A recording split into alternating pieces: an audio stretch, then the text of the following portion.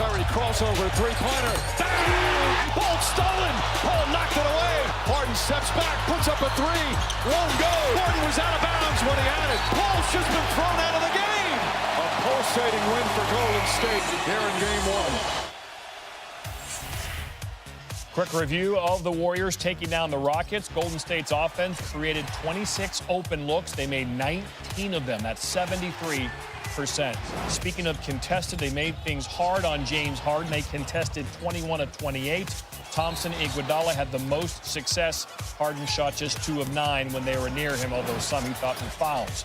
And Kevin Durant took over late, 24 in the second half, 5 straight games with at least 30, and he's averaging over 40 in that span.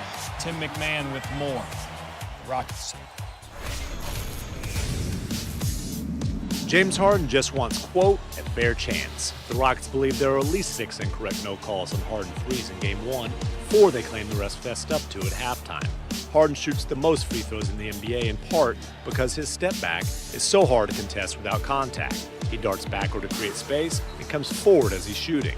The rule says he must be allowed space to land. The Rockets want that enforced the rest of this series. Officiating the topic bar after Game 1 between the Warriors and Houston. Stephen A. Smith, in your mind, how did the officiating affect Game 1?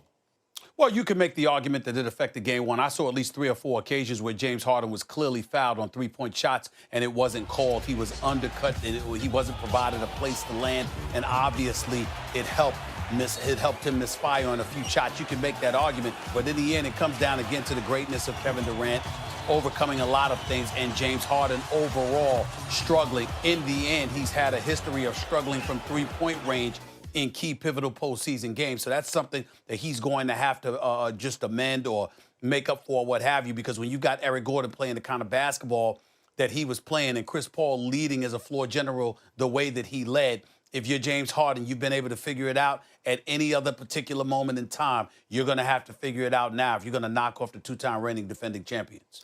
You've been around the game a long time, Stephen A. You know how this kind of works. Guys complain in the media. They're looking towards the next game. Maybe even the league will talk to some GMs and coaches, perhaps behind the scenes.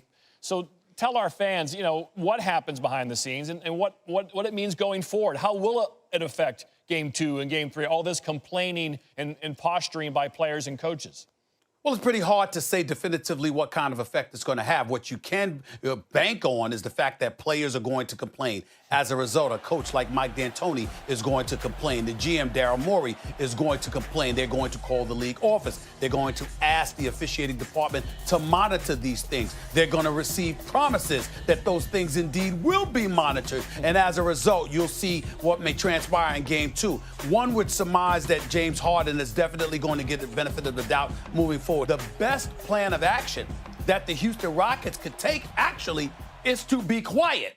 Because the referees have already shown that they've been annoyed with the Golden State Warriors and their constant chirping. So if you handle it with class and decorum, they might appreciate that and hold it against Golden State, as opposed to chirping like Golden State was known to do throughout the regular season. That might just be a strategy. I'm just saying. It's a multi-layered mind game, isn't it? Well, Stephen A. Smith, as always. Yes, it is. All ball. You know it. Now, quick turnaround for Golden State. Noon start today after only wrapping up the Clips late Friday night, right?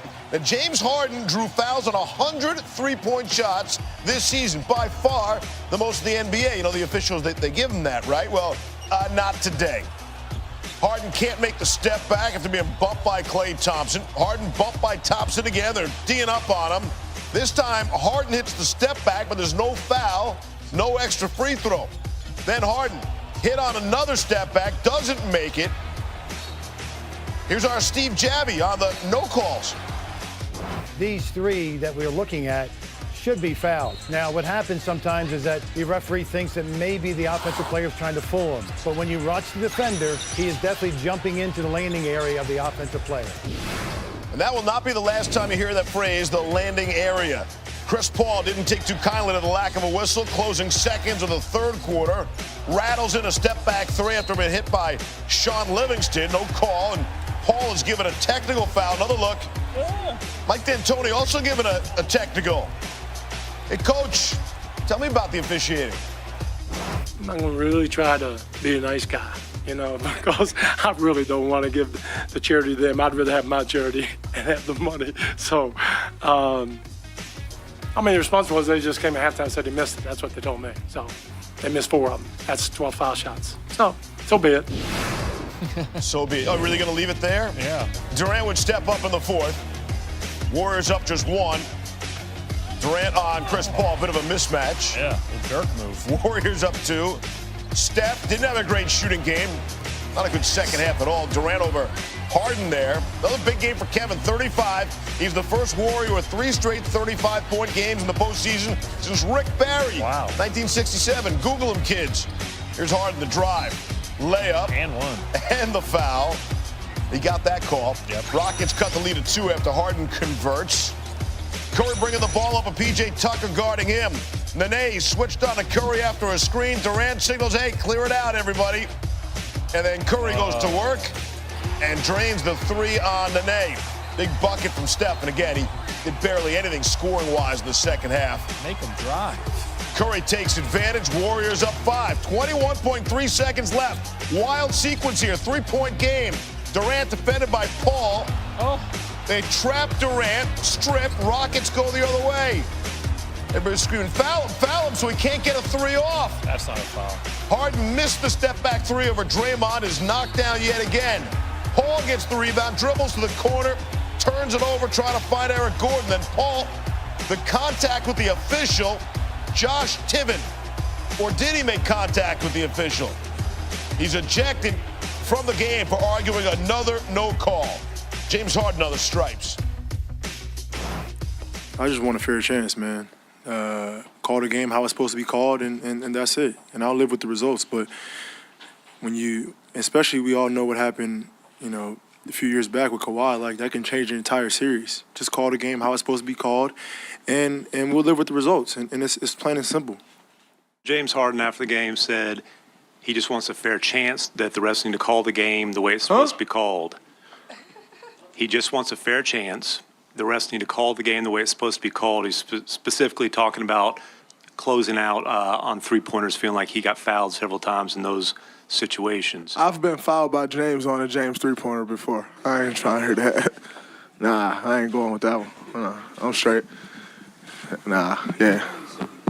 I think we can all sit here and complain about calls after every game. That's just the nature of the game we play. Refereeing isn't an exact science, so it is what it is. Having a chance at a tie on a three-point that James, could have got hit, good or not, who knows. I know, but anyway, whatever. Just suck it up and don't worry about how they officiate and sit there and take it. Yeah, I'm getting, a little old for that, but that's just how it goes. I try not to curse, or I try not to completely be a jerk. But obviously it didn't work. So I don't know. I don't know. It's beyond me. Back out to Oakland. There's Michael Wilbon on the series for us here on ESPN and SportsCenter. So we got NBA superstars. We got household names. We got, bit actors from insurance commercials starring in this series. And are we really going to spend our time talking about the officiating following this wild Game 1? I think we have to a degree, Steve, because they spent their post-game time talking about it, specifically the Rockets, and not just to us in the media, to the league office already. Immediately after the game, mostly regarding where people can land, where the Rockets can land, after taking a three-point shot. The post-game was as contentious in some ways as the game, although Draymond Green said, hey, you can't just sort of float 3 feet forward from where you took a shot. And James Harden said, I just want a fair chance to land. And back and forth this went. And we don't know what's going to happen with the interpretation of it, but the Rockets are infuriated that they felt these fouls were not called and they were short-ended, if you will, on free throw attempts. What's going to be done about this now? You go back to the competition committee. You can go back to the offseason. Chris Paul very involved with that determination. And now they're saying, wait a minute, that's not what was decided by the competition committee coming into this season. And if you get to the playoffs and you don't make that call, then what's the point of making it a rule? So we got a lot of interpretation, Steve. Golden State Warriors saying, stop. It was a contentious game. It was hard fought, but we don't see that as the issue. So a lot of differing opinions coming out of game one. You mentioned Chris Paul, so I have to ask you, we're going to see him for game two? Wow. Steve, Chris was asked directly about that post-game and said he didn't really have an interpretation because he hadn't seen any clip, any video clip himself. We had not really seen one then, but this is a clip that the league office obviously is going to have to go over and over and over and over. Was this just bodies twirling in the heat of a moment? I mean, nobody suggested immediately that there was anything intentional that went on, but you know how the league gets about any sort of contact between player and a person in a striped shirt. But we know how when you have a day in between games 1 and 2, the league has a way of making its own interpretation. And doesn't the NBA love having an off day to talk about things, right? It's not just about the game nights. Even the off days in the NBA playoffs can be fascinating. Michael Wilbon, the very latest from Oakland.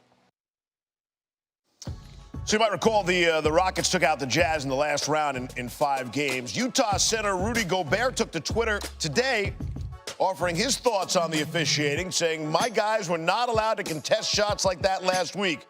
Or maybe I'm just crazy and it's just camera angles." Off to the Legler Lab as Tim weighs in on the officiating. Contact on James Harden at the three-point line. It was a big talking point from game one. It's going to be throughout this entire series, and honestly, it probably should be throughout the entire season. And James Harden makes this very difficult to decide when it is a foul and when it isn't. It's not as clear-cut as you might think. There are 2 very distinct examples.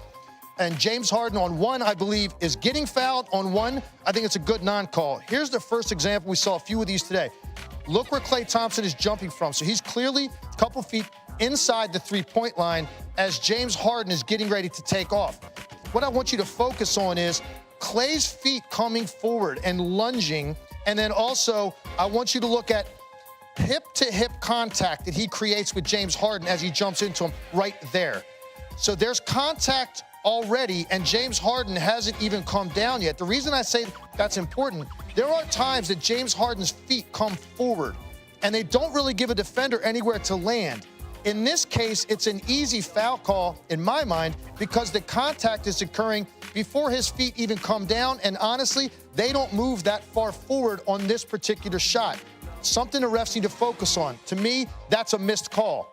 The one at the end of the game, I think, is a different story.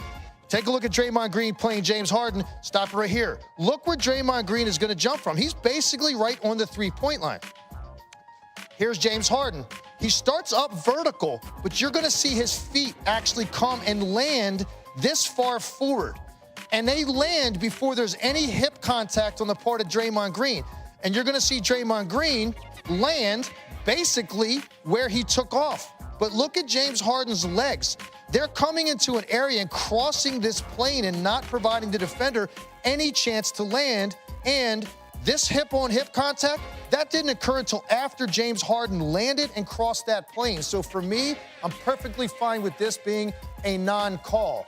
James Harden creates this situation 6 to 8 times at least on an average game. So you're going to be hearing about this a lot throughout this series. And if I'm the officials, I'm focusing on James Harden's feet and how far they come into the defender and where does that defender go up and where does he land and where does the hip contact take place. It's a lot, but it's critical to this series because James Harden is counting on getting these calls for Houston to advance.